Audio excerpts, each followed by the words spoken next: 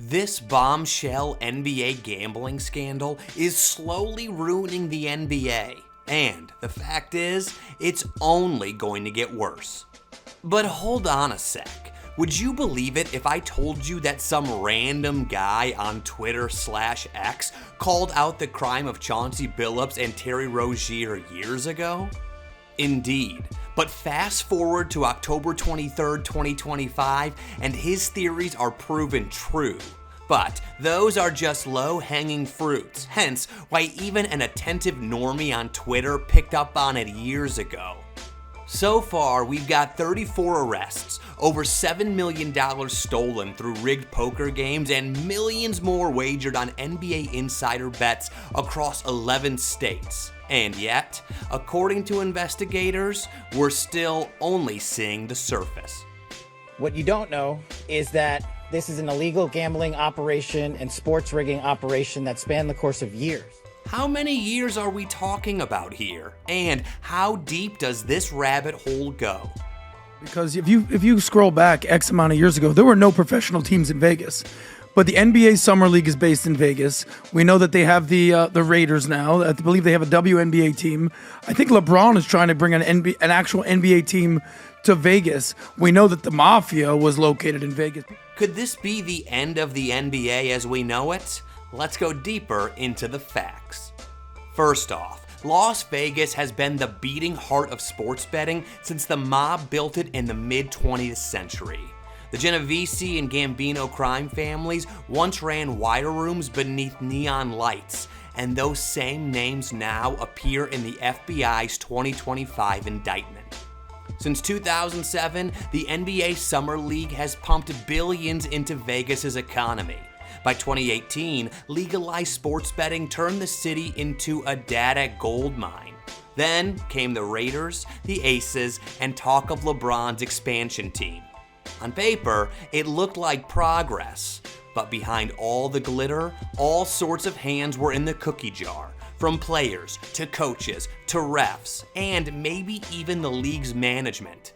Take refs for example. Check this out.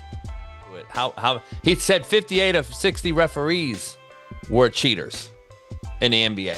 58 of 60, Jason. So let that sink in. That's former referee Tim Donaghy, the man who went to prison in 2007 for betting on his own games. Donaghy's story was supposed to be the worst scandal the NBA would ever face. But this is Donaghy multiplied by an entire network. Players, coaches, and even support staff feeding data to organized crime. So maybe this isn't the NBA getting infiltrated. It's probably more like it got monetized. And what's more, it's been that way for ages. I just had Tim Donaghy on for an hour, and the most intriguing thing he mentioned was Michael Jordan going to baseball was the first cover-up because he got caught.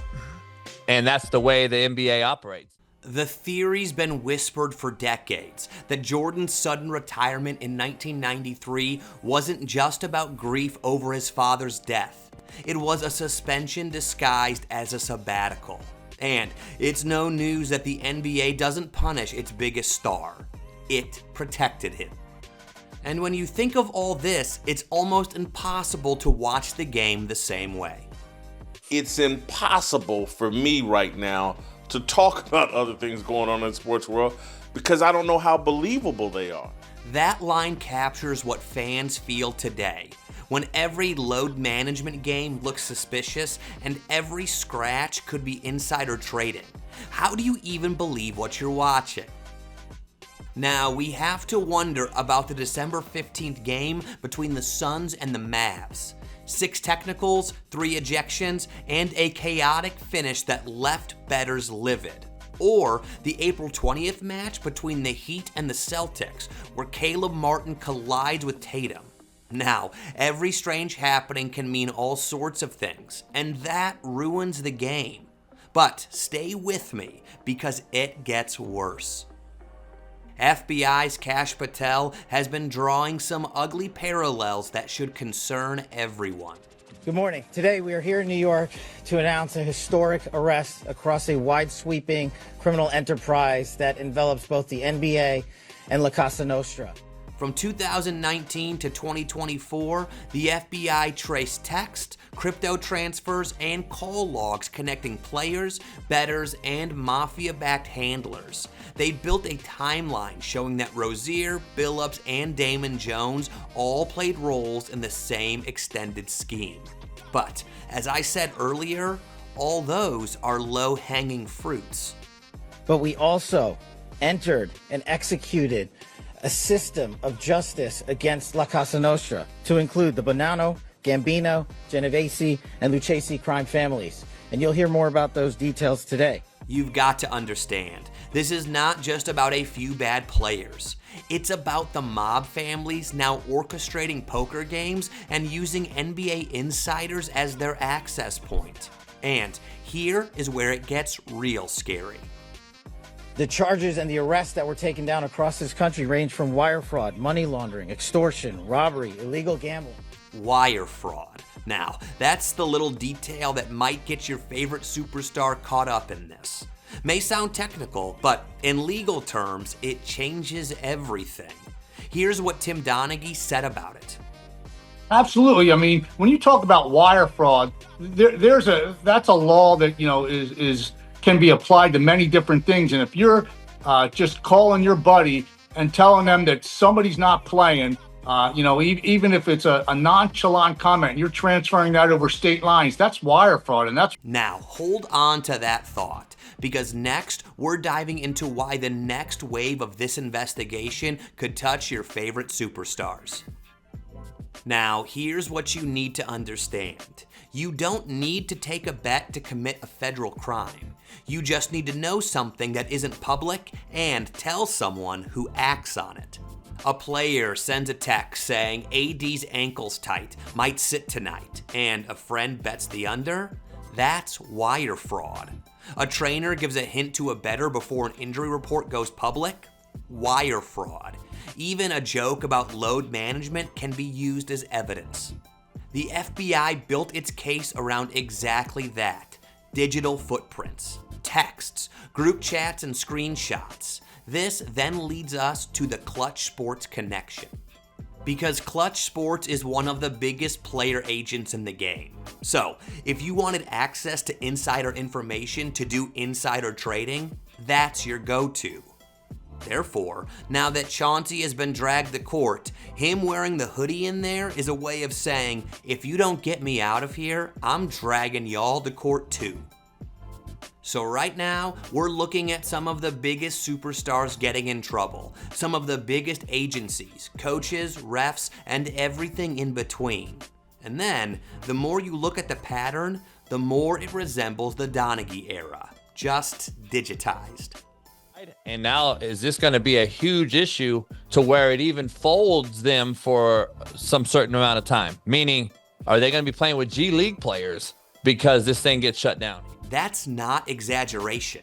If this investigation widens, entire rosters could be frozen, dozens of suspensions, games played with G League call-ups. The NBA's $10 billion TV deal suddenly becomes worthless if fans don't trust what they're watching. Adam Silver's racing against time. He's using David Stern's old playbook. Isolate the culprits, run an internal probe, make a statement about monitoring, and move on. But the feds aren't letting go. They released a 23-page indictment just days after Silver told reporters the league had gambling under control. It's not under control.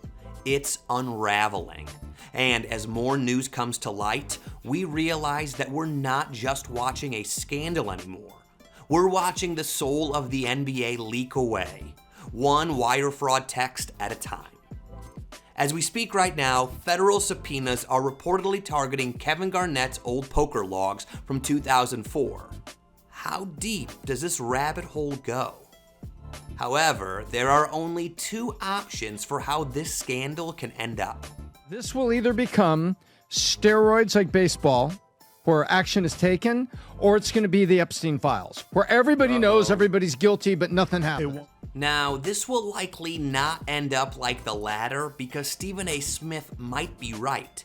This might be a vendetta by Donald Trump. But if somehow nothing happens and the case dies down now, then the lack of trust might be the ruin of basketball. Obviously, fans love basketball because they believe the games are real and honest, and all the players are given an honest effort. So if people started thinking gambling is affecting the outcome, the whole sports world is in trouble, actually. That's the final warning. MLB survived steroids because the game itself stayed pure once it was cleaned up. The NBA might not survive doubt because in this new era, every missed shot, every benching, even every injury report feels like a potential script. So the NBA isn't fighting gamblers anymore. It's fighting disbelief. But what do you think? Is this fixable? Or is this the slow death of basketball as we know it? Drop your thoughts below, and if you want to see how NBA legends like Shaq, Barkley, and more reacted to all of this, watch how NBA legends really feel about the gambling scandal next.